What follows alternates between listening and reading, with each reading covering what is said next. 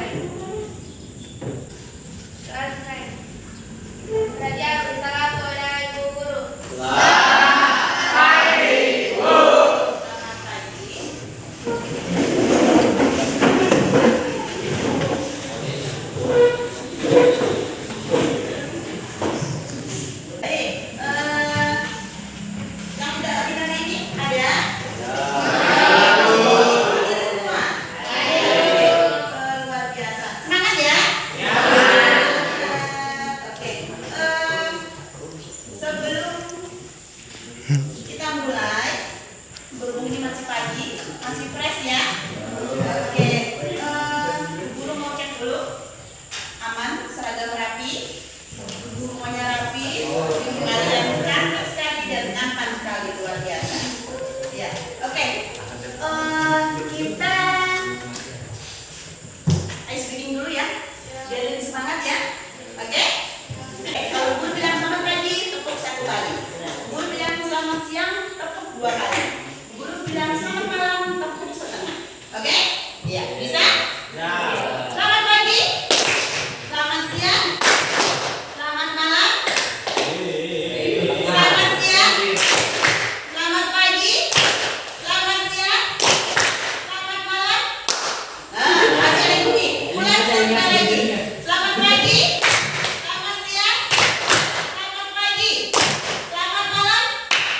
Oke, beri tepuk tangan buat kita semuanya.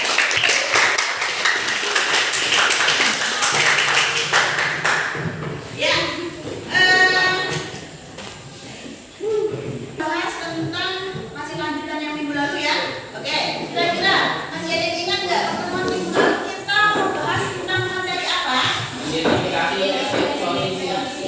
Identifikasi teks eksposisi. Kemarin kita sudah belajar mengidentifikasi, kita belajar membandingkan apa itu fakta, apa itu opini. Masih ingat nggak apa itu fakta? Apa itu fakta? Kenyataan. Kejadian yang bersifat nyata, bersifat real. Sementara kalau opini apa? Antonim dari nyata apa? Tidak nyata atau bersifat pendapat atau berupa pendapat, gitu ya. Oke. Untuk kali ini kita akan melanjutkan materi berikutnya. Kalau kita kemarin sudah membahas tentang identifikasi teks eksposisi, pada kali ini kita akan membahas unsur dan kaidah kebahasaan teks eksposisi. Apa tujuannya? Tujuannya setelah kita membahas ini diharapkan kalian semua dapat menelaah apa itu unsur-unsur teks eksposisi dan apa itu struktur teks eksposisi. Kemudian nanti kalian bisa menerapkan dalam lingkungan masyarakat. Bisa ya? Buku ada tayangan video, boleh disimak sama-sama. Tips mengenali dan mencegah virus corona. Novel coronavirus atau COVID-19 ini adalah virus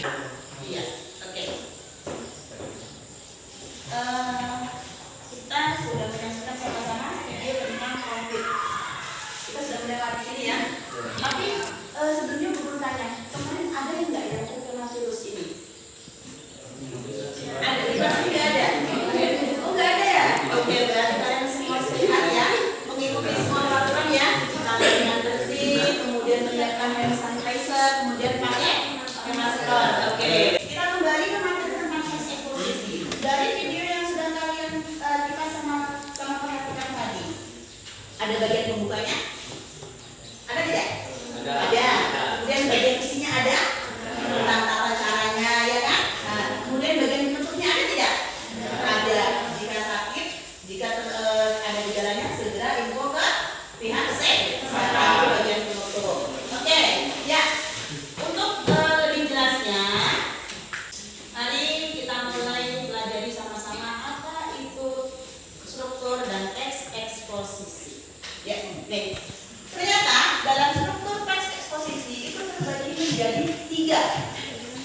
Yang pertama disebut dengan tesis, yang kedua ada argumentasi, dan yang ketiga ada penegasan ulang. Apa itu tesis, apa itu argumentasi, dan apa itu penegasan ulang? Ada yang tahu tidak? Tuh.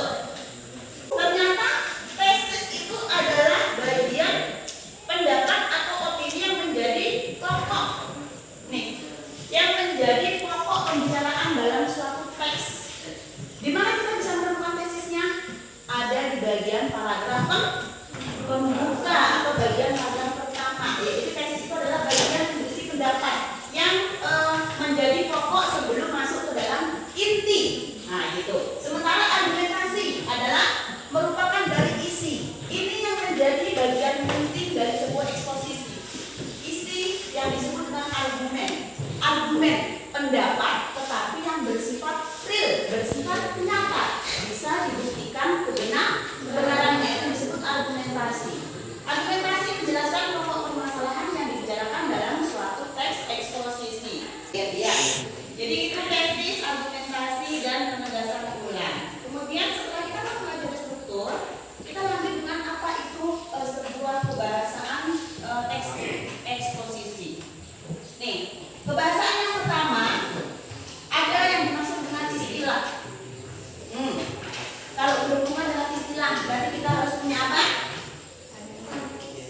Punya kamus. Ya, kalau yang namanya berhubungan dengan istilah adalah kata atau gabungan kata yang dengan cermat mengungkapkan makna, konsep, proses, keadaan atau sifat khas dalam bidang tertentu. Pembaca dapat menemukan arti istilah ini di Kamus Besar Bahasa Indonesia. Kemudian kebahasaan yang kedua yaitu ada afiksasi. Nih, afiksasi adalah pengimbuhan atau proses pembentukan kata. Afiksasi, proses pembentukan kata. Jadi di sini tuh ada kata dasar. Ini yang disebut dengan sufiks, ini yang disebut dengan prefiks. Prefiks adalah imbuhan yang berada di depan, kemudian infiks yang berada di belakang. Kemudian di sini ternyata ada infiks juga loh. Nah, infiks itu adalah apa? Imbuhan yang diletakkan di dalam kata. Jadi ada kata dasar, tapi ada di dalam sini. Ada yang bisa kasih contoh nggak? Contoh kata apa yang infiksnya di dalam? Hah? Contoh kata apa? Nih, dulu ada contoh kata tali. Nah, jadi apa? Temali. Nih, ini yang disebut dengan infiks. Imbuhan yang berada nisib di tengah kata. Nih, gerigi. Nah, itu yang disebut dengan infiks. Nah, bisa dipahami? Ya, jadi infiks adalah imbuhan yang nisib. Makanya disebut dengan sisipan. Tapi bukan sisipan yang di sana ya. Nah, bukan. Sisipan artinya apa? Imbuhannya itu yang nyelip di tengah kata. Oke. Sementara ada konfiks. Nih, selain ada prefiks, sufiks, ternyata ada konfiks. Apa itu konfiks? Konfiks adalah imbuhan yang terdiri 2 unsur. Ada di belakang, ada di depan. Sedih. Nih, kata sedih. Kalau kita berikan imbuhan di awal dan akhir jadi apa? Menyedihkan. Menyedihkan. Oke. Nih. Nah, menyedihkan dari kata dasar sedih mendapat awalan akhiran. Itu yang disebut dengan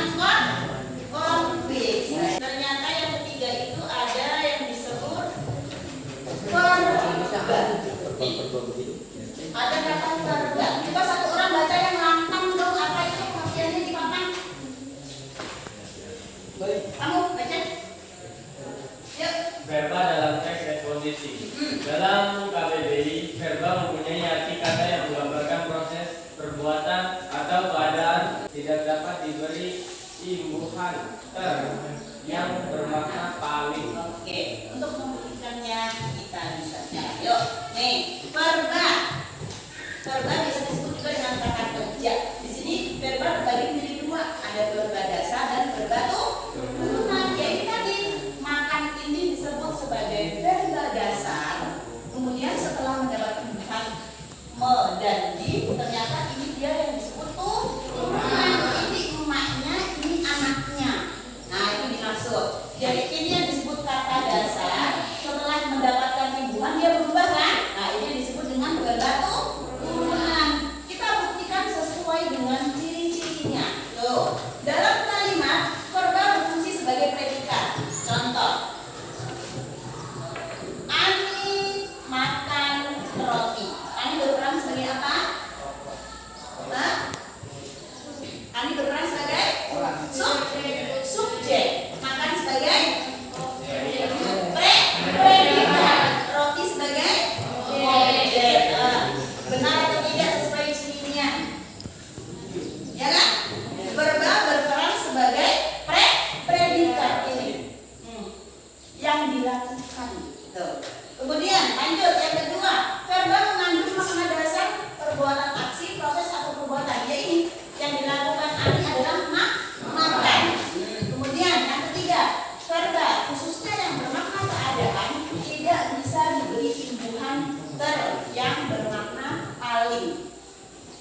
Nih, di sini kita coba ambil kalau di sini digabungkan makan. Apa sih arti dari makan itu?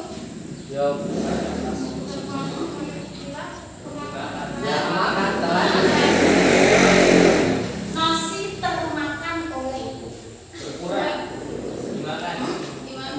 nasi makanya ya. Nah itu coba kita ambil contoh yang lain untuk membuktikan kesimpulan ter. Contoh kata apa sih kata kerja yang lain contohnya apa selain makan? Kerja. Hah? Ya kan? Sedikit.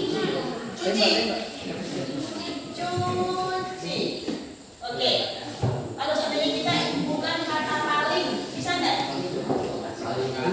Paling cuci. Bisa enggak?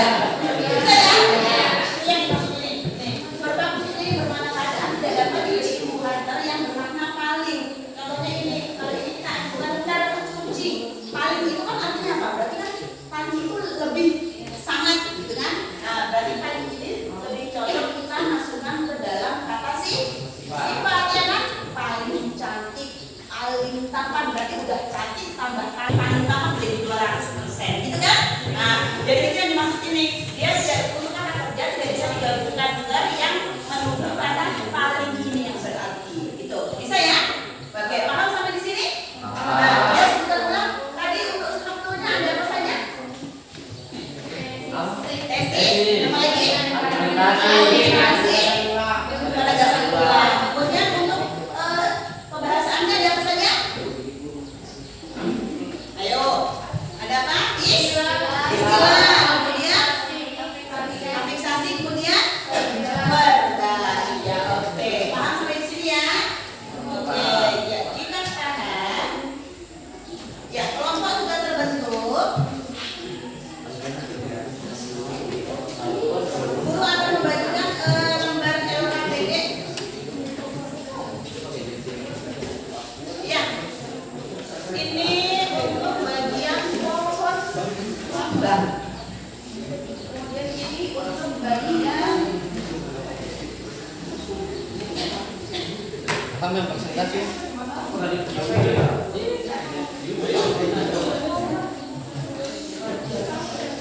Terus ngomong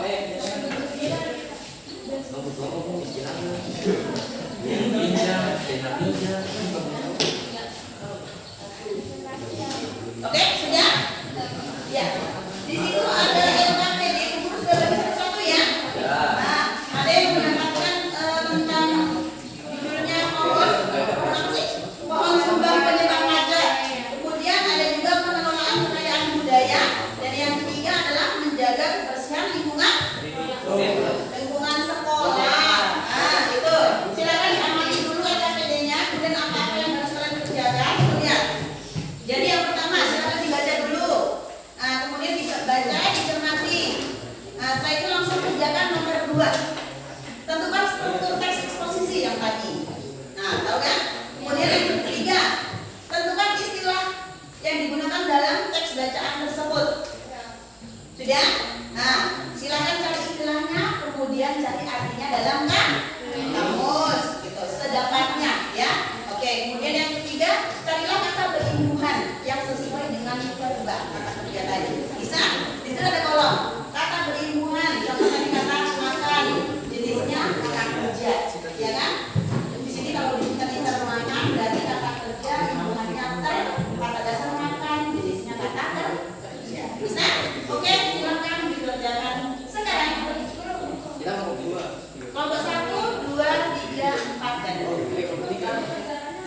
dibalik. Oke, ya.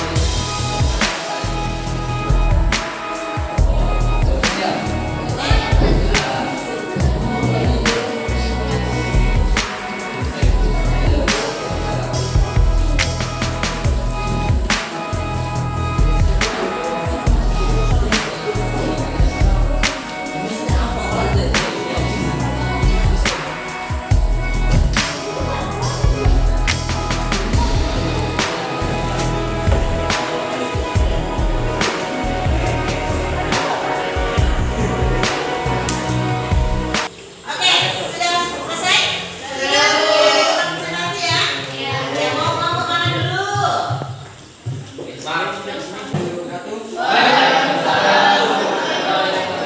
Kami dari kelompok 3 akan mempresentasikan hasil kerja kami. Nama anggota kami: Fauzan, Mabuk, Hasan, Alif, Imam, Gayu, dan Lodi.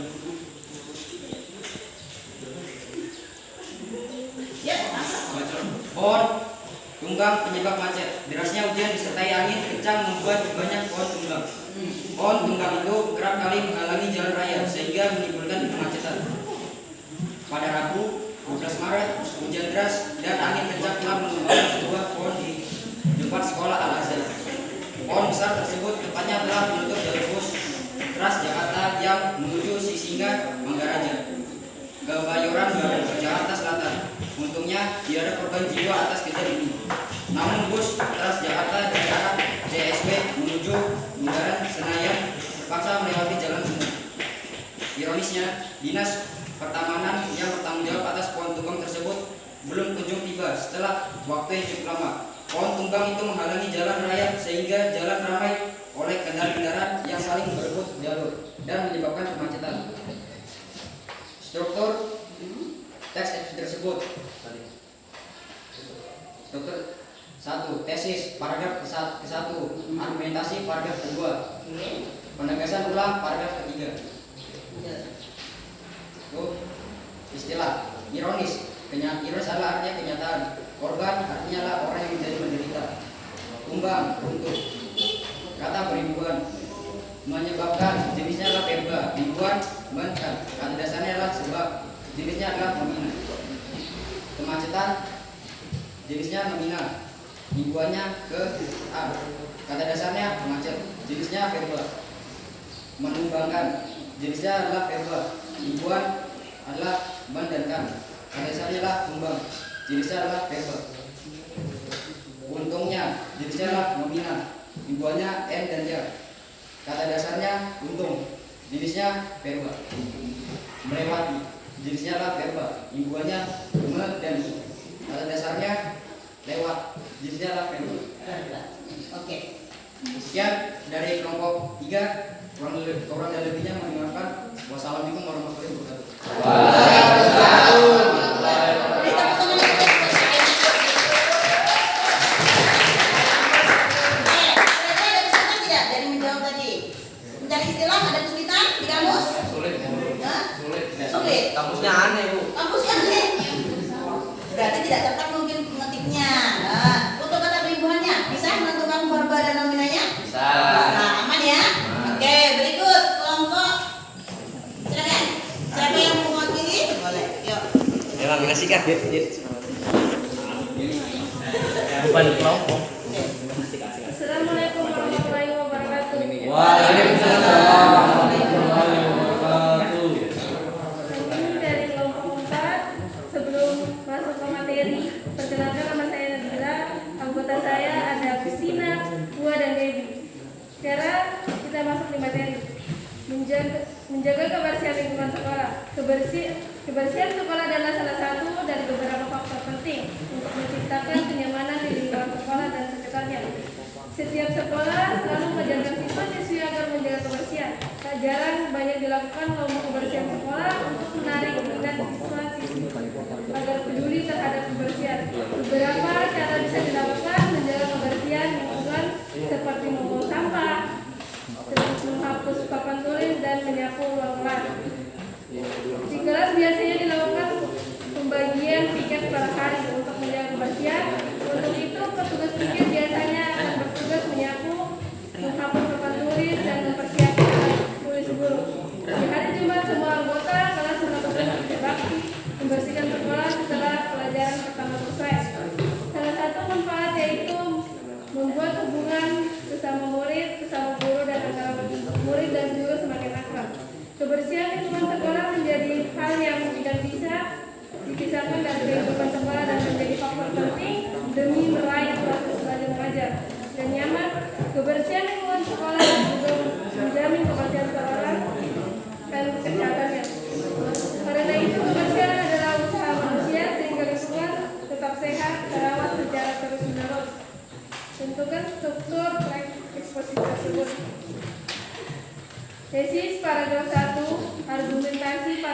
kedua penegasan paragraf 3.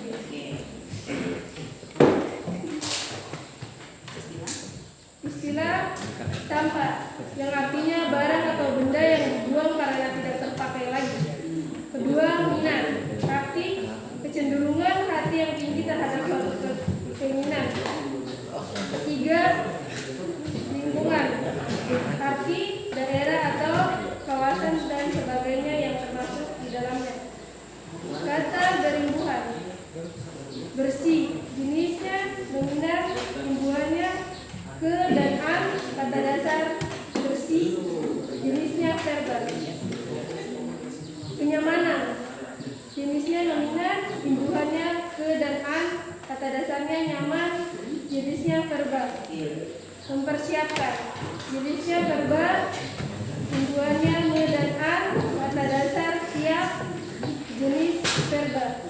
Kehidupan, kehidupan jenisnya nominal, imbuhannya ke dan an, kata dasar hidup, jenis verbal. Oke. Sekian dari kelompok kami. Kalau ada kata atau ucapan yang salah, mohon maaf. Saya tutup. Wassalamualaikum warahmatullahi wabarakatuh. Ini tepuk tangan yang meriah buat kamu. Oke, semua kelompok sudah presentasi ya? Ya. Susahnya bagian mana? Hah? Bagian istilah? Atau bagian mana? Oh, menentukan jenisnya. Ya, kasih bingung mana nominal, mana verbal ya? Oke, tapi sudah dapat jawabannya kan? Ya.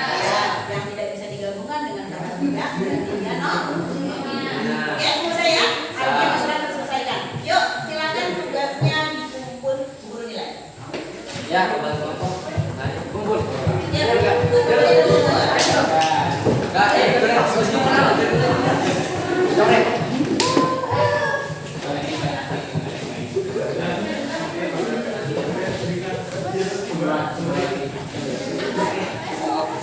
Aku menang. Masa masuk aja. Masuk. Tolong.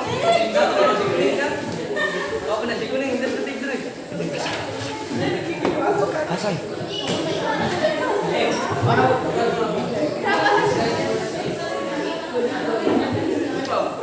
Lagi 50 kan?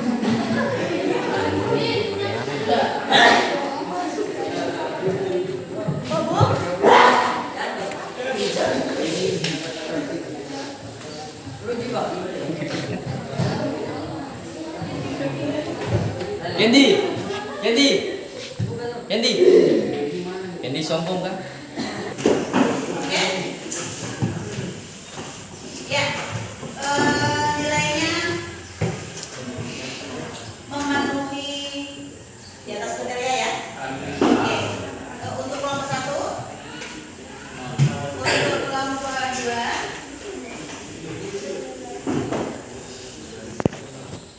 kelompok 3, kelompok 4 ya. Oke. Ya. Apakah sudah puas dengan nilai yang didapat? Oke, Anda puas, guru juga senang. Ya, terima kasih untuk kegiatan pembelajaran kali ini. Ibu rasa pembelajaran kali ini berhasil dengan baik ya, karena kalian bisa memahami dan mengikuti apa yang sudah dipelajari pada pagi hari ini. Yuk, sekali lagi berikan tepuk tangan yang meriah.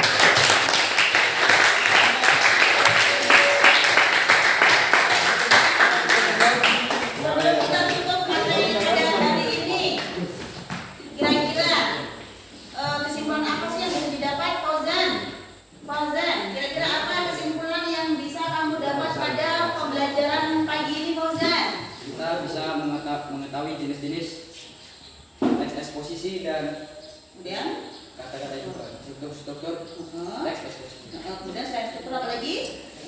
verba dan nominal. Ya, ada pembahasan ya, ada verba, kemudian ada apa? Selain nominal, verba, apa lagi? Adjektif. Adjektiva. Kemudian ada apa lagi? Afisasi. Afisasi. Ya, dan juga istilah. Oke, jadi